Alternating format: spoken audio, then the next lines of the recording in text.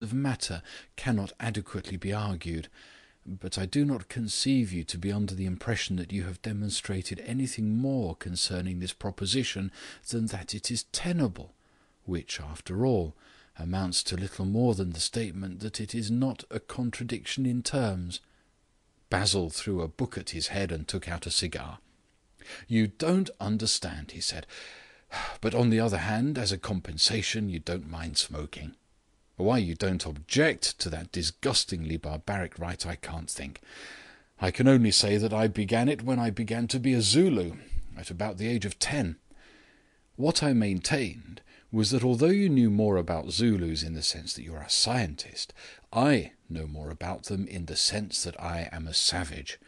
For instance, your theory of the origin of language, something about its having come from the formulated secret language of some individual creature, though you knocked me silly with facts and scholarship in its favour, still does not convince me, because I have a feeling that that is not the way that things happen.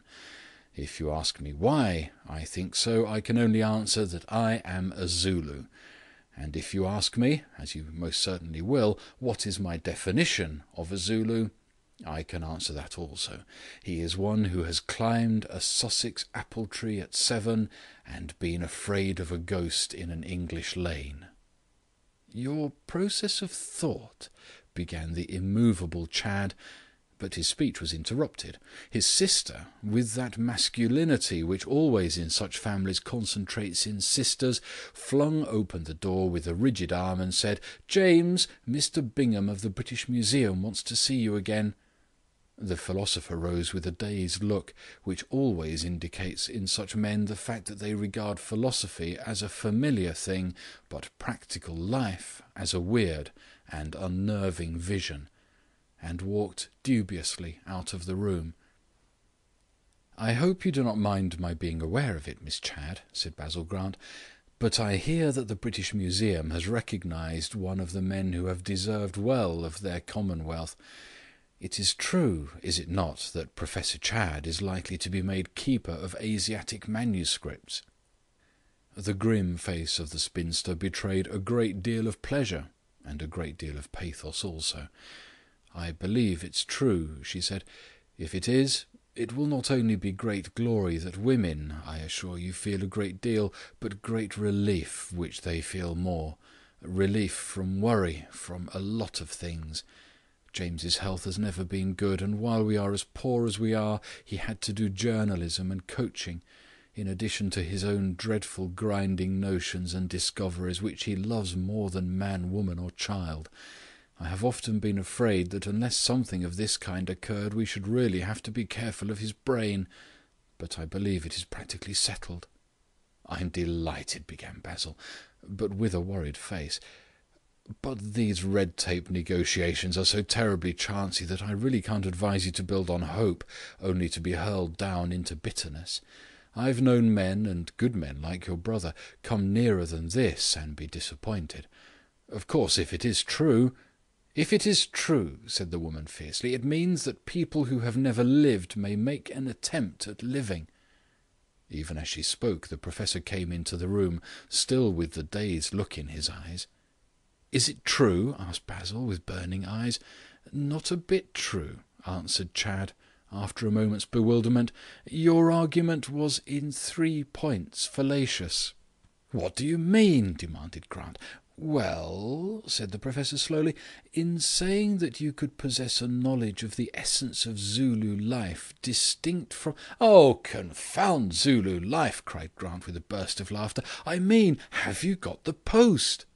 "You mean the post of keeper of the Asiatic manuscripts?" he said, opening his eye with childlike wonder. "Oh yes, I got that. But the real objection to your argument, which has only, I admit, occurred to me since I have been out of the room, is that it does not merely presuppose a Zulu truth apart from the facts, but infers that the discovery of it is absolutely impeded by the facts." "I am crushed," said Basil, and sat down to laugh, while the Professor's sister retired to her room, possibly not. It was extremely late when we left the Chadds, and it is an extremely long and tiresome journey from Shepherd's Bush to Lambeth. This may be our excuse for the fact that we, for I was stopping the night with Grant, got down to breakfast next day at a time inexpressibly criminal, a time, in point of fact, close upon noon. Even to that belated meal we came in a very lounging and leisurely fashion. Grant, in particular, seemed so dreamy at table that he scarcely saw the pile of letters by his plate, and I doubt if he would have opened any of them if there had not lain on the top that one thing which has succeeded amid modern carelessness in being really urgent and coercive: a telegram. This he opened with the same heavy distraction with which he broke his egg and drank his tea.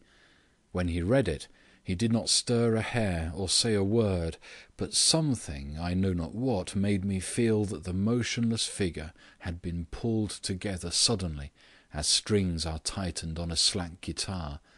Though he said nothing and did not move, I knew that he had been for an instant cleared and sharpened with a shock of cold water. It was scarcely any surprise to me when a man who had drifted sullenly to his seat and fallen into it kicked it away like a cur from under him and came round to me in 2 strides. "What do you make of that?" he said, and flattened out the wire in front of me. It ran, "Please come at once. James's mental state dangerous. Chad." "What does the woman mean?" I said after a pause, irritably. "Those women have been saying that the poor old professor was mad ever since he was born."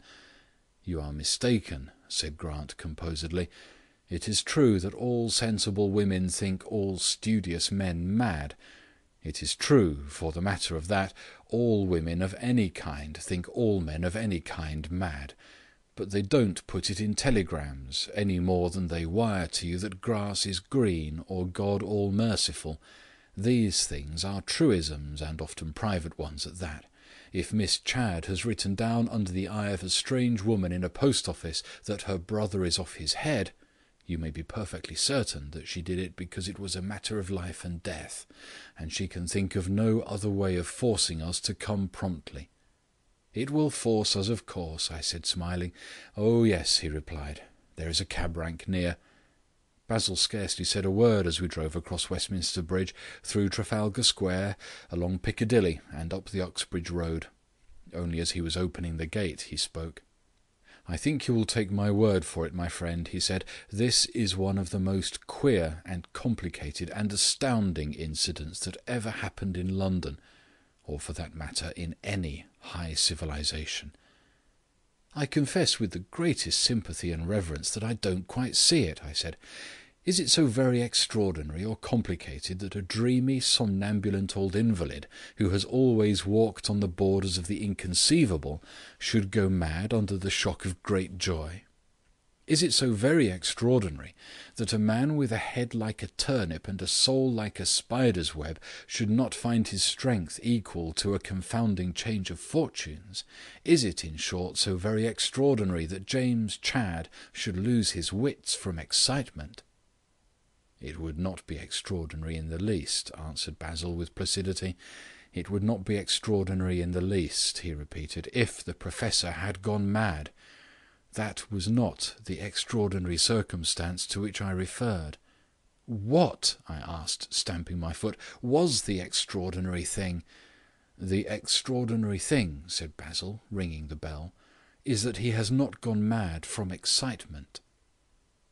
The tall and angular figure of the eldest Miss Chadd blocked the doorway as the door opened.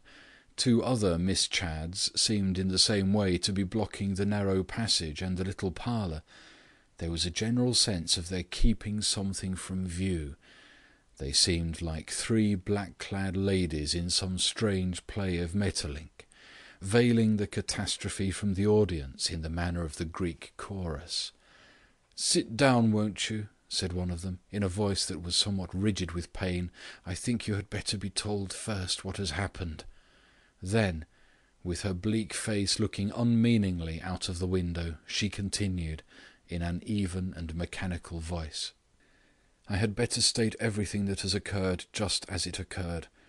This morning I was clearing away the breakfast things. My sisters were both somewhat unwell, and had not come down. My brother had just gone out of the room.